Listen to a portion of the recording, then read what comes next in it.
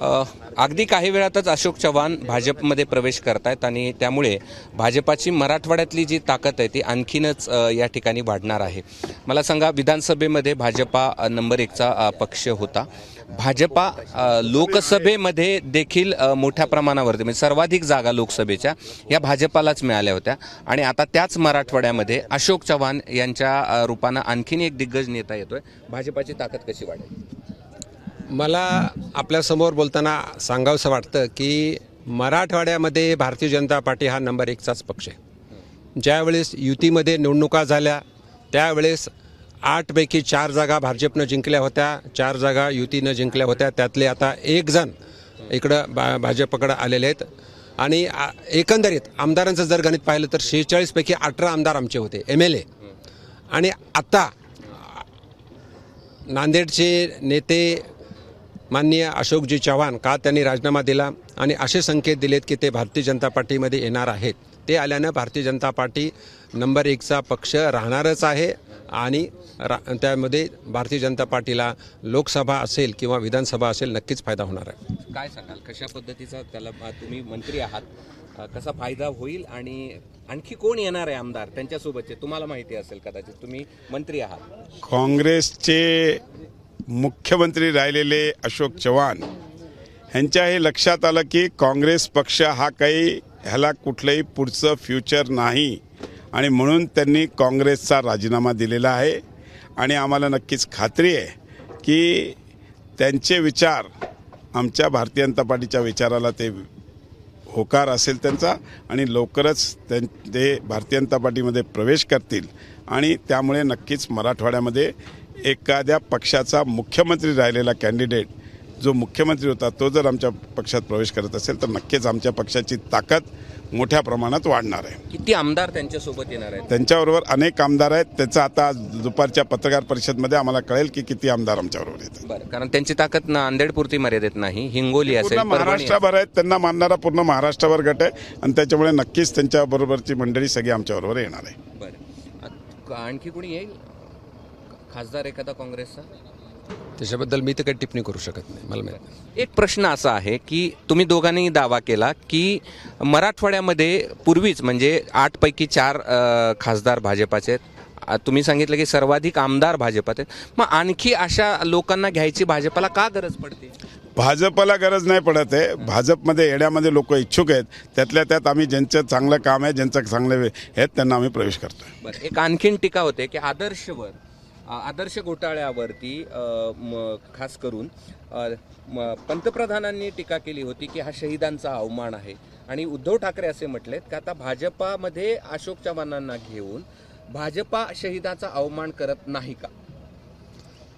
Bharatiya Janata party ही पूर्णपणे राष्ट्रासाठी काम करणारी पक्ष आहे आणि राष्ट्रासाठी काम करत असताना राष्ट्राचा विकास व्हावा म्हणून भारतीय जनता पार्टीचं अगदी कन्याकुमारीपासून ते काश्मीरपर्यंत आणि अरुणाचल प्रदेशपासून ते कच्छपर्यंत सर्वव्यापी हा पक्ष आहे।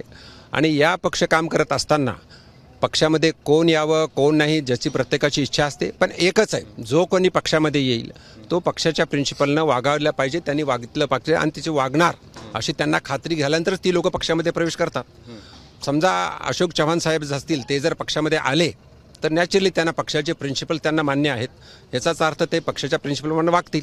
आणि मोदी साहेबांचं नेतृत्व, मान्य JP नड्डा साहेबांचं नेतृत्व, अमित शाह साहेबांचं नेतृत्व त्यांना मान्य असेल म्हणून ते पक्षात येत आहेत। फडणवीसांनी पण ते लीडर नाही तर असा एक शब्द होता की ते लीडर नाही आहेत तर ते मॅनेजमेंट करणारे आहेत आणि ते अशा डीलर आहेत, लीडर नाहीत तर डीलर आहेत, अशा प्रकारची टीका केली होती। ह्याचा व्हिडिओ देखील काल राऊतांनी संभाजीनगरमध्ये या ठिकाणी ऐकवला, याबद्दलची काय प्रतिक्रिया आहे? संजय राऊत काय बोलतात हे त्यांना स्वतःला कळत नाही। रोज सकाळी एक शब्द वापरतात, दुसरा शब्द दुपारी वापरतात, तिसरा शब्द वापरतात, म्हणून त्यांच्या म्हणण्याला खूप काही महत्त्व आम्ही देत नाही।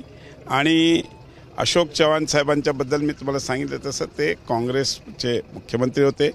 आज काळ जसा बदलत जातो त्यांना देशाचे पंतप्रधान आदरणीय नरेंद्रजी मोदी साहेबांचे विचार पटलेले आहेत। येणारा काळ हा त्यांच्या विचारानेच चालणार आहे आणि विचार बदलणं हे काही चुकीची गोष्ट नाही आहे आणि त्याच्यामुळे त्यांचे विचार आता माननीय मोदीजींच्या नेतृत्वात माननीय JP नड्डाजी, अमितभाई शाह यांच्या, माननीय देवेंद्रजी फडणवीस साहेब यांच्या सगळ्या विचारांना त्यांना यांचे विचार सगळे पटलेले आहेत आणि म्हणूनच ते आमच्याकडे प्रवेश या व्यासपीठावर पाहायला मिळतील अशोक चव्हाण? ते उद्या कळेल.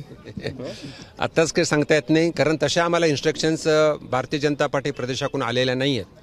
पण या विषय जर समजा आमचे प्रदेशाध्यक्ष बावनकुळे साहेब आणि आमचे नेते महाराष्ट्रातील माननीय फडणवीस साहेब जर त्यांनी सांगितलं संध्याकाळपर्यंत समजाल तर आम्ही त्याची तयारी करू. हे होते मंत्री, केंद्रीय मंत्री आणि राज्यातले मंत्री दोघांनी अशोक चव्हाण यांच्या प्रवेशावरची त्यांची प्रतिक्रिया दिली आहे. मराठवाड्यामध्ये त्यांची कशी आल्यानं ताकद भाजपाची वाढेल हे देखील स्पष्ट केलं आहे. काकासाहेब कांबळेसह मी कृष्णा केंडे, ABP माझा, छत्रपती संभाजीनगर. सभेला कव्हर करा ना थोडं. करणार ना हे पट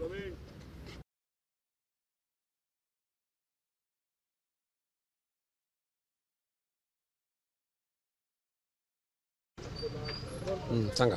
संभाजीनगर लोकसभा कोण लढवणार आणि उमेदवार कोण असेल?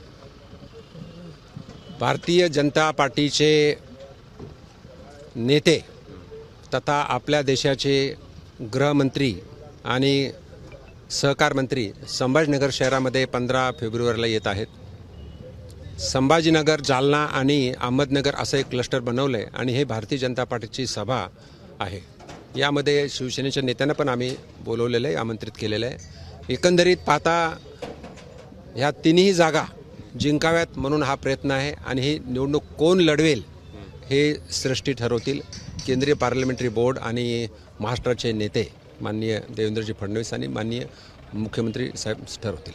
आपण गेल्या काही दिवसापासून लोकसभा लढवण्याची तयारी करत आहात अशी समोर दिसतंय. आपण इच्छुक आहात का? आणि संधी मिळाल्यास आपण लढणार आहे? बऱ्याच ॲक्च्युअली मी 2017 पासून लोकसभेची तयारी करतो आणि त्यामध्ये भारतीय जनता पार्टी फक्त संभाजीनगर नाही तर 48 लोकसभेमध्ये तयारी करते.